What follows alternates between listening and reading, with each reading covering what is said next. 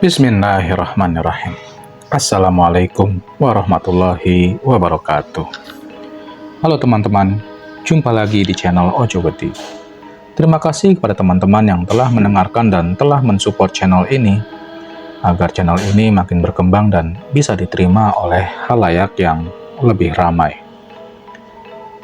Seperti biasa teman-teman, jika sudah siap, selamat mendengarkan. Nang, bangun lo. Kebetan lo hilang. Kita harus cari Rara sekarang, kata Dimas. Danang yang tertidur pulas tampak terbangun dan menguap seperti tidak terjadi apa-apa. Dew, lo lebih baik matiin live-nya deh. Rara itu lebih penting saat ini. Tapi mas, lo lihat, hilangnya Rara malah bikin penonton menghilang. Udah, lebih baik live tetap jalan. Kita in frame saja. Sekarang anggap aja ini sebuah settingan, seolah-olah Rara hilang, kata Dewi yang mengajak mereka yang baru untuk mencari Rara di dalam sana. Dewi yang menjadi sebuah pemimpin di sana membuat Dimas dan Ardi tidak bisa berbuat apa-apa. Sedangkan Danang yang tidak tahu apa-apa hanya bisa mengikuti mereka bertiga masuk ke dalam rumah besar yang tampak menyeramkan itu. Si Rara kebelet pipis kali, jadi nyari tempat yang gak ada kameranya. Tuh anak kalau kedinginan sering banget pipis. Beberapa kali mobil ini berhenti untuk nurutin tuh anak pipis kalau lagi jalan kan? Kata Danang sambil menguap. Lo bertiga gak usah khawatir dengan komentar-komentar begituan. Konten-konten horor wajar ada yang komen begitu. Bisa aja itu dari konten kreator horor juga yang gak mau kontennya turun gara-gara konten kita. Udah. Tiba-tiba Dewi memotong pembicaraan Danang. Yang pasti kita cari Rara sampai ketemu. Nanti yang ketemu pertama di briefing kembali si Rara dan bawa ke mobil. Kita berpencar aja ke dalam sana sekarang. Bawa senter masing-masing. Bawa hati juga agar kita bisa berkomunikasi satu sama lainnya.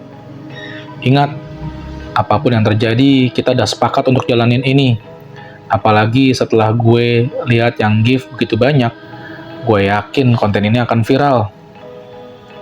Ardi, Dimas, dan Danang semuanya mengangguk, dan dengan cepat mereka akhirnya menuju ke rumah tersebut dengan sedikit berlari. Suasana yang gelap membuat tubuh mereka seperti ditelan oleh kegelapan. Satu-satunya cahaya yang muncul hanyalah dari senter-senter yang mereka pegang. Juga benda-benda yang menyala dari genset yang berada di dekat mobil mereka di halaman rumah. Mobil mereka dibiarkan begitu saja dengan kamera yang menyala. Terlihat beberapa kali mereka melintasi kamera yang sudah mereka simpan di sekitar rumah ketika mencari Rara di sana. Meskipun tanpa mereka sadari, di setiap kali tubuh mereka tersorot oleh kamera yang ada di setiap sudut rumah, tampak sesosok bayangan berwarna hitam terlihat muncul mengikuti mereka. Sebuah bayangan hitam yang pekat diiringi dengan matinya kamera-kamera mereka satu persatu ketika bayangan itu melintas di depan kamera mereka. Bayangan apa tuh? Kata sebuah komentar muncul di layar live mereka. Sepertinya itu settingan deh, kata komentar yang lain. Gua rasa enggak. Lihat, kameranya pindah sendiri ketika bayangan itu melintas. Sanggah komentar yang lainnya lagi. Editannya kurang mulus, Gan. Komentar yang lain menimpali. Itu pasti kru. Si Rara sengaja dibuat hilang biar mereka cari. Akting sinetron ini. Komentar yang lain ikut meramaikan. Gue datang ke sini cuma mau lihat Rara. Tapi kok Rara nggak ada? Gue live lagi kalau gini. Ujar salah satu komentar yang lainnya. Lu pada bacot amat sih. Nikmatin doang gift. Nikmatin doang gift kagak. Salah satu komentar menimpali kembali. Komentar-komentar muncul di dalam layar HP dan laptop mereka dengan berbagai macam argumen yang ada ketika Rara menghilang. Ada yang mendukung mereka. Ada pula yang menyamakan mereka dengan para konten kreator horor yang membuat sensasi agar konten mereka semakin menarik untuk dilihat. Namun, salah satu komentar yang membuat Ardi dan Rara terdiam kini tidak tampak lagi. Dia seperti menghilang setelah memperingati mereka dengan tulisannya yang sedikit mengancam pada saat itu. Dew, kita berpencar aja nih. Gede banget ini rumah. Lo ke ruangan tempat lo ninggalin Rara di lantai bawah, biar gua yang ke lantai atas untuk mencarinya, kata Ardi yang terdiam. Tangga yang tampak kotor dengan tumbuhan merambat yang memenuhi lantai dan dinding di dekatnya. Mereka berdua pada saat ini sedang berada di ruangan utama sebuah ruangan yang sangat megah. Bahkan foto keluarga masih menempel rapi di dinding dengan debu yang menutupi foto tua itu setelah ditinggalkan selama puluhan tahun. Tidak ada yang berani mengambil barang-barang di rumah itu setelah kejadian mengerikan itu terjadi, sehingga rumah itu ditinggalkan begitu lamanya. Mereka takut akan arwah gentayangan dari para penghuni rumah yang katanya seringkali menampakkan diri di sana. Dewi yang mendengar perkataan Ardi hanya mengangguk. Dia mengambil HT yang dikalungkan di lehernya dan mengangkatnya ke arah Ardi. Kalau lo ketemu Rara, lo langsung panggil kita semua ya, katanya dengan nada yang sedikit pelan. Perasaan takut, cemas dan khawatir kini menghantui Dewi. Dia bukannya takut dengan para makhluk atau dengan mitos yang ada tentang rumah ini. Namun dia takut akan keselamatan Rara. Rara yang merupakan teman sekaligus partner pertamanya ketika membuat konten, yang berjuang dari awal sehingga mereka bisa membentuk tim dengan Danang, Dimas dan Ardi, dan menghasilkan uang dari sana. Membuat Dewi khawatir atas apa yang dia lakukan pada saat ini. Apa gue terlalu nge-push Rara untuk melakukan konten horor ginian ya? Tapi kan semuanya sudah sesuai kesepakatan. Rara juga udah setuju kalau uang yang nanti kita terima bakal kita kasih lebih besar buat dia. Batin Dewi kembali mempertanyakan keputusannya. Ra, lo di mana, Ra? Gue khawatir nih. Langkah Dewi terdengar sangat pelan. Dia menyorot semua ruangan yang ada di sana dengan senter yang dia bawa. Berharap bahwa ada salah satu temannya yang memanggilnya ketika mereka menemukan Rara di sana. Suasana dalam rumah tersebut tampak benar-benar hening. Mereka seperti benar-benar terpisah sehingga Dewi pun tidak mendengar langkah-langkah kaki dari teman-temannya yang berada di tempat yang terpisah di rumah tersebut. Ra, lo di mana?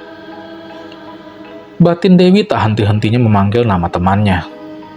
Semakin lama, dirinya semakin dekat dengan ruangan tempat dirinya bertemu dengan Rara untuk terakhir kalinya. Tanpa dia sadari, semakin dia ingin mendekati tempat tersebut, langkah kakinya tiba-tiba menjadi mendadak agak berat. Dia seperti enggan mendekati ruangan itu. Sekali lagi, seperti ada sebuah kekuatan yang menahan dirinya agar tidak memasuki ruangan tersebut pada saat itu. Namun Dewi tampak berusaha untuk tetap berjalan mendekati ruangan tersebut secara perlahan-lahan. Langkah dia berjalan dengan suasana yang semakin mencekam sehingga membuat tubuhnya benar-benar menolak apa yang dia lakukan pada saat itu. Jujur, takut, resah, khawatir, cemas, semuanya bercampur menjadi satu. Tubuhnya seperti berat dan enggan masuk ke ruangan tersebut.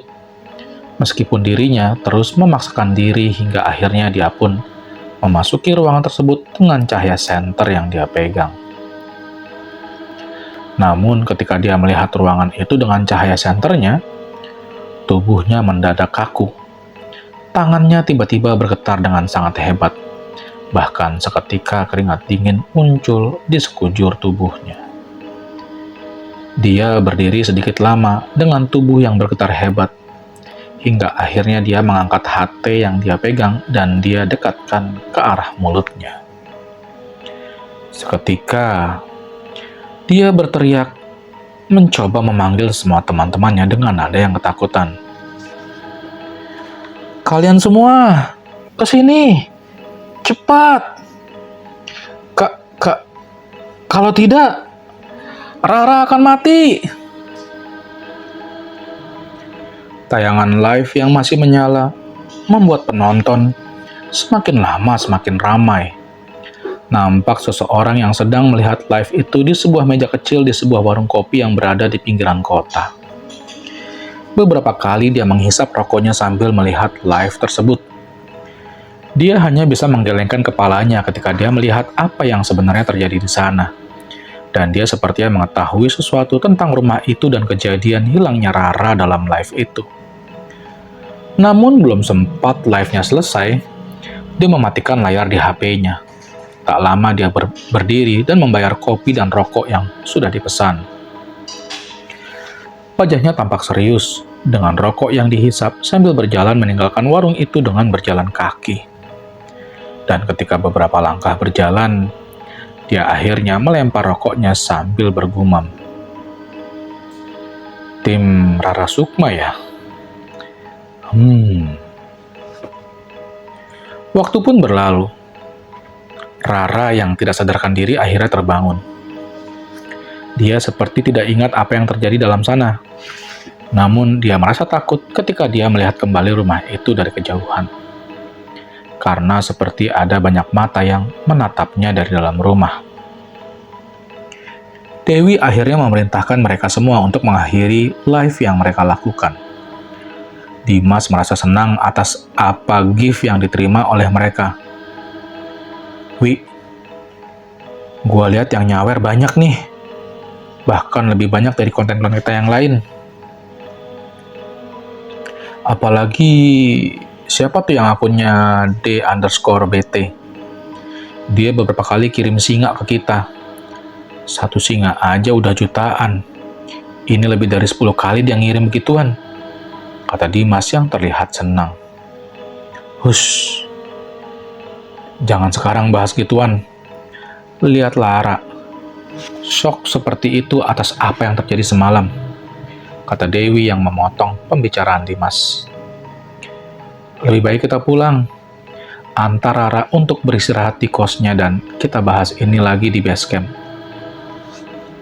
Sebuah kasur yang nyaman dalam sebuah kamar kos berukuran 3x3 meter kini terlihat dengan jelas. Kasur dengan spray berwarna putih dengan corak bulatan-bulatan kecil berwarna coklat membuat kamar kos itu terasa sempit.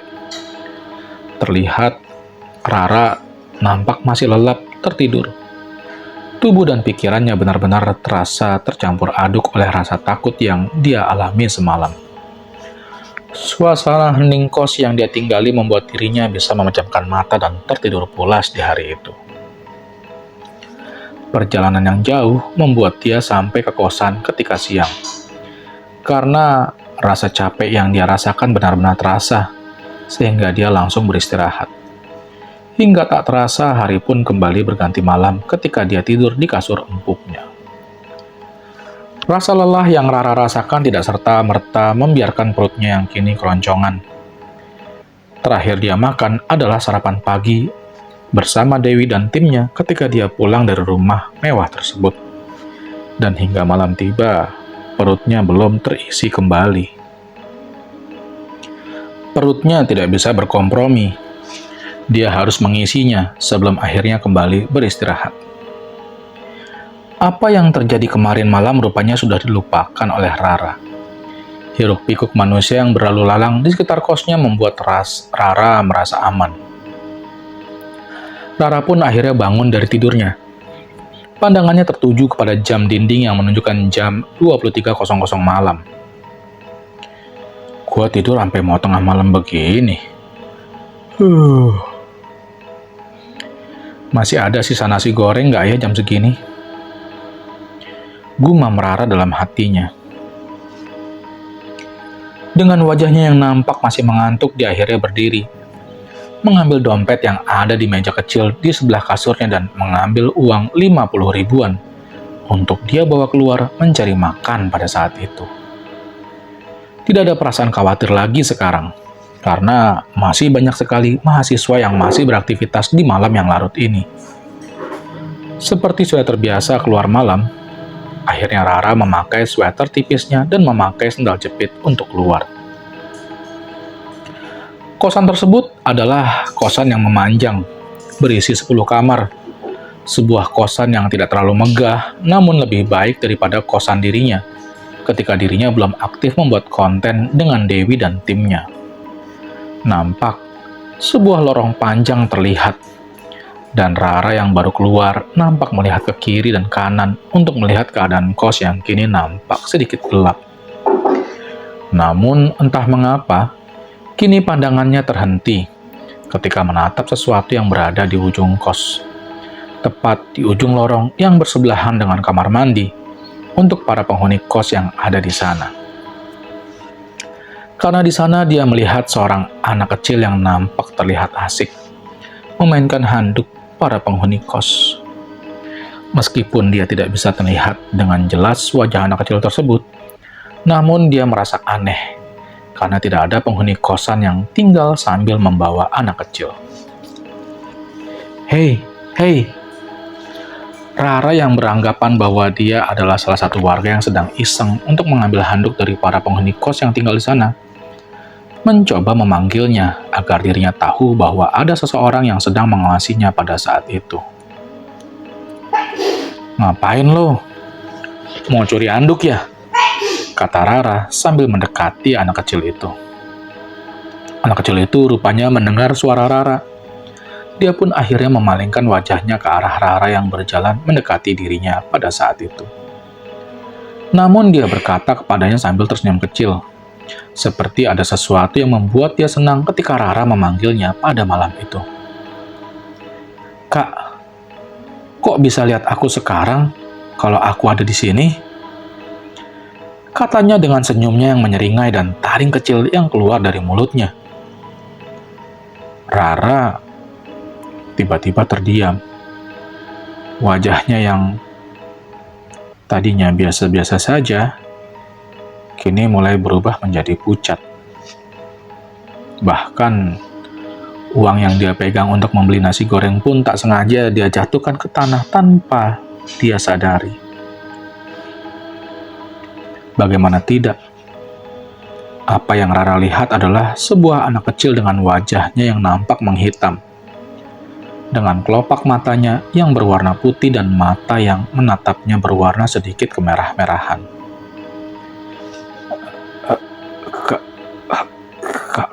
Kamu siapa?